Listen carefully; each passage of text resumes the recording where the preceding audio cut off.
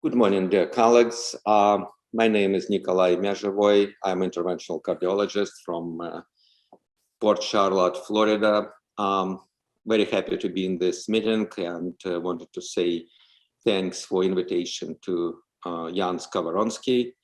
And Dzień dobry and dobry dzień to all the presenters.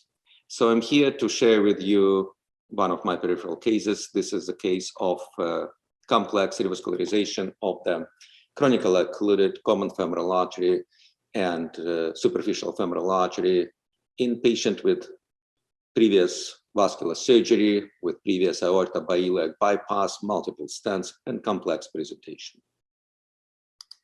So I have no disclosures pertinent to this presentation, and we will jump directly to the case. So the initial angiogram was obtained by my partner.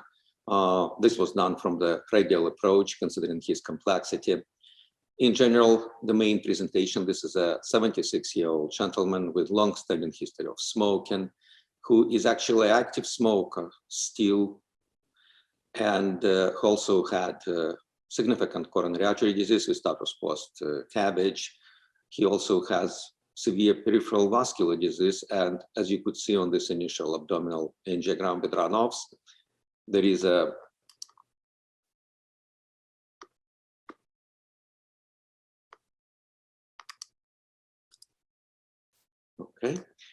a presence of aorta bi-leg bypass, which complexes the case in regards to possibility of contralateral access, and then there is completely occluded common femoral artery and long segment occluded of superficial femoral artery with patent partially in stent superficial femoral artery, and two vessel runoff with patent tibial-peroneal trunk, posterior tibial artery, peroneal artery, but severely decreased flow to the foot.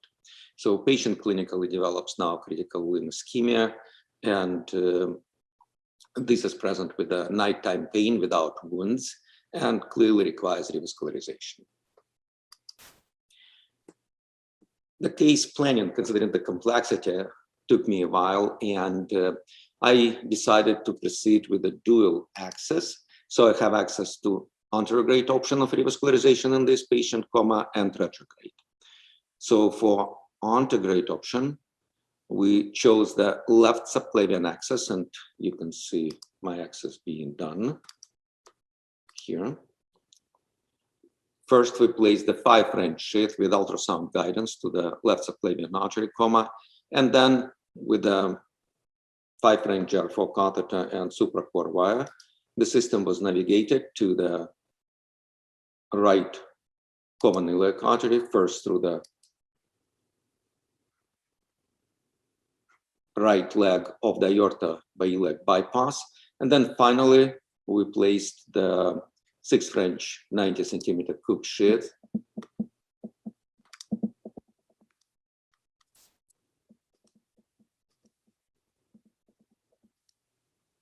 and obtained the angiogram of the proximal cap. And as you can see, it's a blunt cap without any visible microchannels.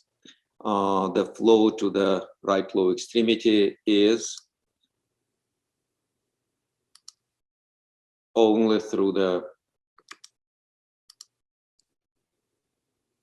branches of the hypogastric artery to the branches of deep femoral artery and then to the popliteal artery.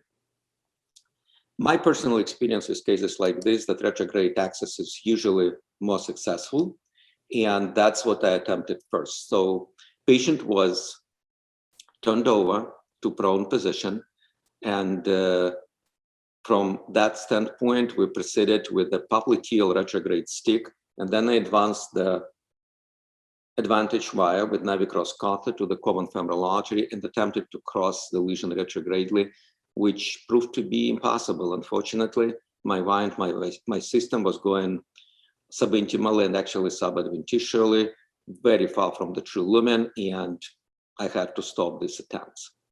So after that, I considered my next options.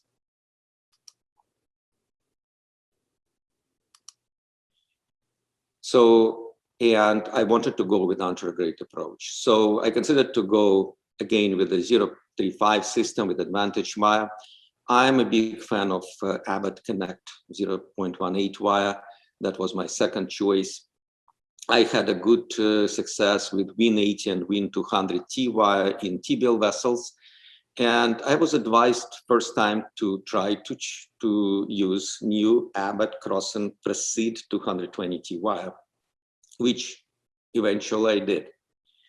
So with the support of Navicross catheter, angled, and Proceed wire, in about 5 minutes, I was able to cross the lesion anterogradely.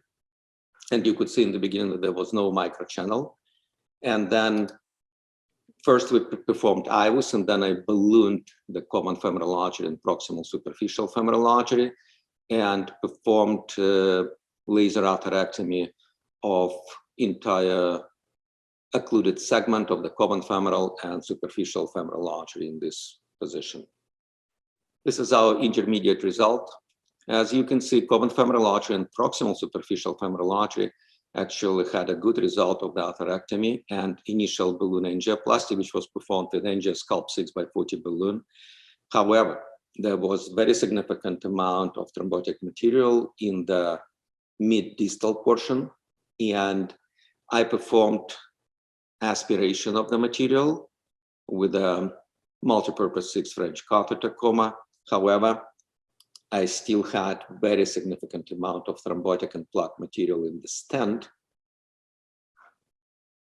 And in fact, my popliteal sheath here was actually protective of more distal embolization of the material, which was very beneficial.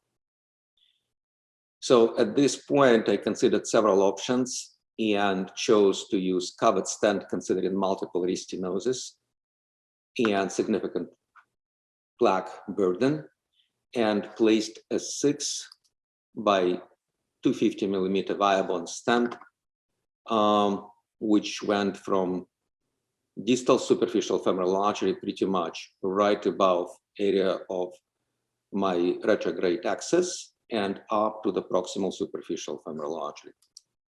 Then we completed the intervention of the common femoral artery and distal external iliac artery, placing 2 superior stents with 6.5 by 64 external iliac and 6.5 by 40 for the common femoral artery, and obviously overlapping it with the superior stent, with the Viabond stent in the superficial femoral artery.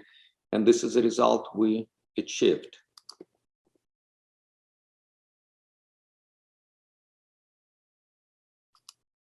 The final flow was excellent and brisk with the 2 vessel runoff below the knee.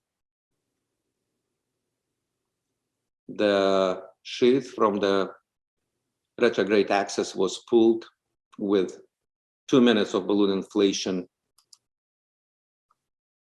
in the artery, and